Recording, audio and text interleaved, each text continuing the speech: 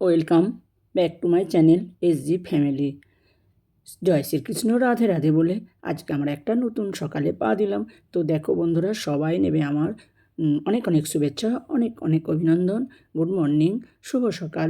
আর আজকে আমি কথা বাড়াবো না, আজকের গল্পটা শুধু দেখো। বাবা মায়ের স্বপ্ন কোনো দিন পূর্ণ হলো না, এটাই নিয়েই গল্প। তুমি একজন অপদার্থ বাবা, ছেলের শখ আহ্লাদ মেটাতে পারে না যে বাবা, বাবা হওয়ার যোগ্যতাই তো তার নেই। এমন কথাটা কানে যেতেই দেবযানী পাশের ঘর থেকে বেরিয়ে এসে সজোরে একটা চড় কষিয়ে দেয় ছেলের গালে। তারপর বলে, যত বড় মুখ না তত বড় কথা। এমন কথা বলার সাহস হয় কি করে তোর? আদিত্য তখন গালে হাতটা একবার বুলিয়ে নিয়ে কিছুক্ষণ চুপ থেকে মায়ের দিকে তাকিয়ে জবাব দেয়, তুমি কি ভাবছো আমি থেমে যাব? বেশ করেছি বলেছি, আরও বলবো। দেবযানী মেজাজ হারিয়ে ছেলের গায়ে হাত তোলার জন্য দ্বিতীয়বার উদ্যত হলে সোমনাথ দেবযানীকে আটকে দেয়। শান্ত স্বরে বলে, তুমি করছোটা কি? গায়ে হাত তুলো না, ও বড় হয়েছে। বড় হয়েছে তো কি হয়েছে? আজ আমাকে কেউ আটকাতে পারবে না। ওর কথা বলার স্পর্ধা দেখে আমি অবাক হয়ে যাচ্ছি। দিনের পর দিন উচ্ছৃঙ্খল হয়ে উঠছে আরো। এই, আগে ক্ষমা চা বাবার কাছে। পারবো না, আমি ভুল তো কিছু বলিনি। রজত কাকুও তো চাকরি করে, বাবার সব থেকে কাছের বন্ধু সে। তাদের তো গাড়ি বাড়ি সব আছে। রজত কাকু তার ছেলেকে বাইকও কিনে দিয়েছে, তাহলে বাবা কেন পারে না?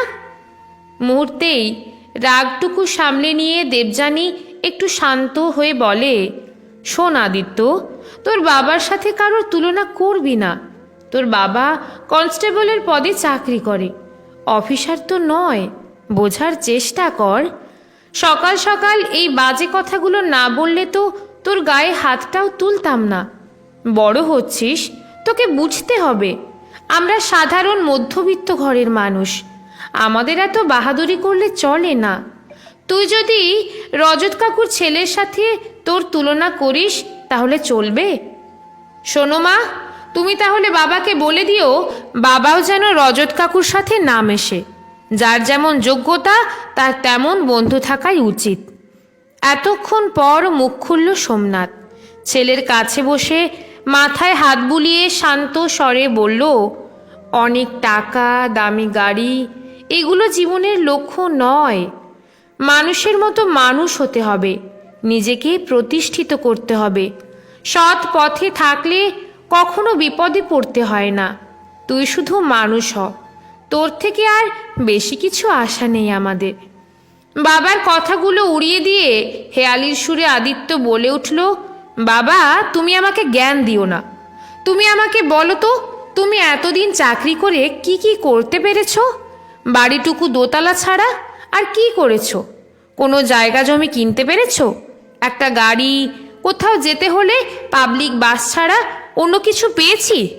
আমার লজ্জা লাগে আমার বন্ধুদের সাথে মিশতে, নিজেকে ভিখিরি মনে হয়।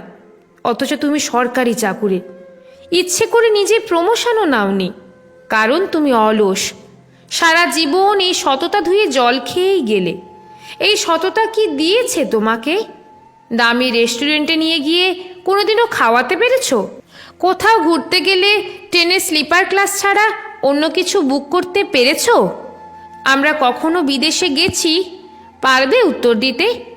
অথচ তোমার বন্ধুর ছেলে সে গর্ব করে কত কি বলে। এই তো সেদিন ওরা সব ঘুরে এলো। এক্সট্রা ইনকাম ছাড়া এ জীবনে কিছু হয় না। তোমাকেও দেখিয়ে দেব এ জীবনে কি করে টাকা ইনকাম করতে হয়। নিজের টাকায় বিদেশ যাব, সেদিন শুধু তুমি তাকিয়ে দেখবে। ছেলের মুখ থেকে এমন কথাগুলো শুনে সোমনাথ একটা মাত্র কথা বলেই চুপ করে যায়। দেবযানী পাশ থেকে বলে, আর কথা বাড়িও না, তুমি ঠিকই বলেছ। সময় এলে ও ঠিক বুঝবে। এসব কথা এখন ওর তেতো লাগবেই। ওকে বোঝাতে যেও না, সবটাই আমাদের কপালের দোষ। বছর দুয়েক হলো সোমনাথ রিটায়ার করেছে। বাড়িতে এখন দুজন মানুষ, সোমনাথ আর দেবযানী। বাড়ি বলতে ভাড়া বাড়ি। রিটায়ার করার পর ভাড়া বাড়িতে এসে উঠেছে। মাঝে মধ্যে সোমনাথ আক্ষেপ করে ছেলের জন্য। সেদিন দুপুরে খাওয়া দাওয়ার পর বিছানায় শুয়ে আছে সোমনাথ। দেবযানী বসেছে গল্পের বই নিয়ে। সোমনাথ কি যেন একটা চিন্তা করছে। চিন্তা করতে করতেই সোমনাথ বলল, ছেলেটাকে মানুষ করতে পারলাম না দেবযানী। দেবযানী বইয়ের পাতা থেকে চোখ সরিয়ে সোমনাথের দিকে তাকিয়ে বলে, ছাড়ো ওসব, আমরা তো কম চেষ্টা করিনি ওর জন্য। খুব ইচ্ছে ছিল ছেলেটাকে ডাক্তার তৈরি করব, আসলে কিছুই পারলাম না। আমাদের কি ইচ্ছে ছিল না এই ছেলে বৌমা সবাই মিলে একসাথে এক বাড়িতে থাকবো? তোমারই তো ভুল, এই শেষ বয়সে এসে নিজের বাড়িটা ছেড়ে চলে এলে, বললে ভাড়া বাড়িতে থাকবো। না না, আমি ঠিকই করেছি। তাছাড়া আমি বাড়িতে থাকলে ছেলের অনেক অসুবিধা হয়ে যাচ্ছিল। আমি বাবা হয়ে ছেলেকে তো বলতে পারি না বাড়ি ছেড়ে চলে যেতে।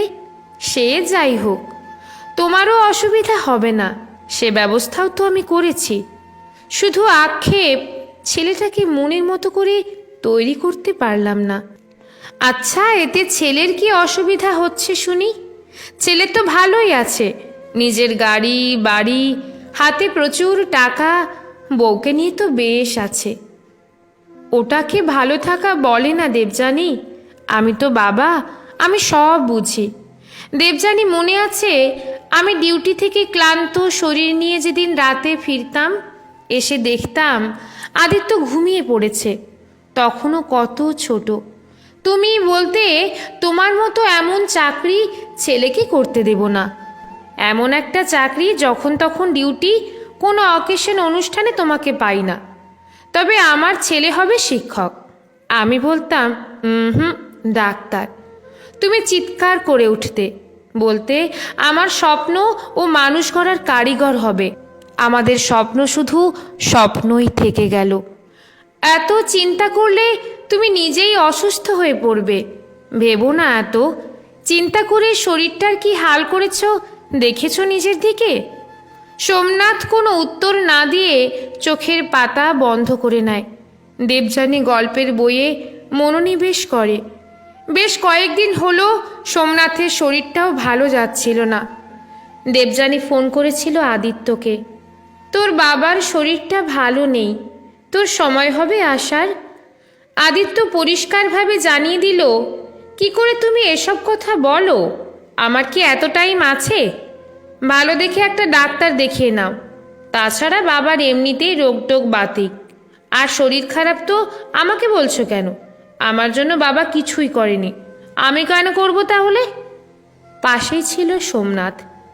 অসুস্থতার খবর শুনে ছেলে কি বলতে পারে সেটা সোমনাথ ভালো করেই জানে।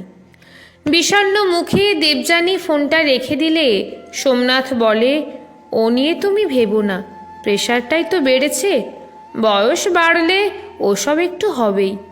ঈশ্বরের উপর ভরসা রেখো, উনি আমাদের রক্ষাকর্তা। সোমনাথ যেন কত সহজেই বলে দিল কথাগুলো। দেবযানীও বুঝতে পারে সোমনাথের মনের অবস্থা।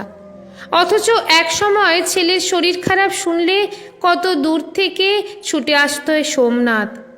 সোমনাথ তখন পুরুলিয়ায় পোস্টিং। একবার সামান্য জ্বর হয়েছিল ছেলের, পরের দিন সকালেই বাড়িতে এসে হাজির। দেবযানী বলেছিল, এমন কিছু বাড়াবাড়ি তো হয়নি। সোমনাথ বলেছিল, তুমি একা পারবে না সামলাতে। অথচ দেখো সেই ছেলে। এর জন্য সোমনাথ কখনো নিজেকেই দোষ দিয়ে বসে। 1 বছর পরের ঘটনা। ডাক্তার দেখিয়ে সোমনাথ মোটামুটি সুস্থ। ডাক্তার বলেছে প্রতিদিন মর্নিং ওয়াক করতে। 5টায় ঘুম থেকে উঠে দেবযানী আর সোমনাথ দুজনেই প্রতিদিন মর্নিং ওয়াকে চলে যায়। সেদিন মর্নিং ওয়াক সেরে সোমনাথ চায়ের কাপে চুমুক দিচ্ছে, হাতে রয়েছে খবরের কাগজ। কদিন ধরেই খবরটা ফলাও করে কাগজে লিখছে। চায়ে চুমুক দিতে দিতে সোমনাথ ভাবছে, যারা টাকা পয়সা দিয়েছে তারা কি ছেড়ে কথা বলবে? কেনই বা বলবে? এদিকে বাড়িতে নাকি প্রতিদিনই 2-4 জন লোক আদিত্যর কাছে আসছে। এ কথাগুলোই ভাবছে সোমনাথ। হঠাৎ করেই সাত সকালে হাজির আদিত্য। ছেলেকে এত সকালে দেখে দেবযানীও অবাক। আদিত্যকে সাত সকালে দেখে সোমনাথ আন্দাজ করেই ফেলে আসার কারণটা। কোনো কিছু বলে ওঠার আগেই সোমনাথের পা জড়িয়ে ধরে কান্নায় ভেঙে পড়ে আদিত্য। বলে, আমাকে বাঁচাও বাবা, তুমি ছাড়া আর কেউ নেই। আজ বুঝতে পারছি তুমি ঠিক, তোমার আদর্শই ঠিক বাবা। আমি এও বুঝতে পারছি আমি কত ভুল করেছি। টাকার লোভী আমাকে শেষ করে দিল। এই চিটফান্ডের সঙ্গে যুক্ত না হলে হয়তো এ জীবনটা সুন্দর করে কাটাতে পারতাম। আজ আমার কিছুই চাই না, শুধু একটু ভালো করে বাঁচতে চাই। কিভাবে বা বাঁচবো এও জানি আইন আমাকে ছেড়ে কথা বলবে না। এত টাকা কোথায় পাবো আমি? আমি ক্ষমার অযোগ্য। প্লিজ বাবা, তুমি অন্তত কিছু একটা করো। কথাগুলো বলেই কান্নায় ভেঙে পড়ে আদিত্য। সোমনাথ নিশ্চুপ। সোমনাথের নীরবতা দেখে আদিত্য বলে, তুমি কি এখনো চুপ করে থাকবে? মা, তুমি কিছু বলতে বলো বাবাকে। দেবযানী পাশ থেকে বলে, নরম মাটি পুড়ে গেলে শক্ত পাথরের মতো হয়ে যায়। তাকে ভেঙে গুঁড়িয়ে দিলেও সে আর নরম মাটি হতে পারে না। তাই এই মুহূর্তে চুপ করে থাকা ছাড়া আর কী বা উপায় আছে? আদিত্য সুর নরম করে বলে, আমি তো বলছি আমি ভুল করেছি। তুমি বলো তো মা, আমি কোথায় পাবো এত টাকা? বাবাকে বলো কিছু একটা ব্যবস্থা করে দিতে।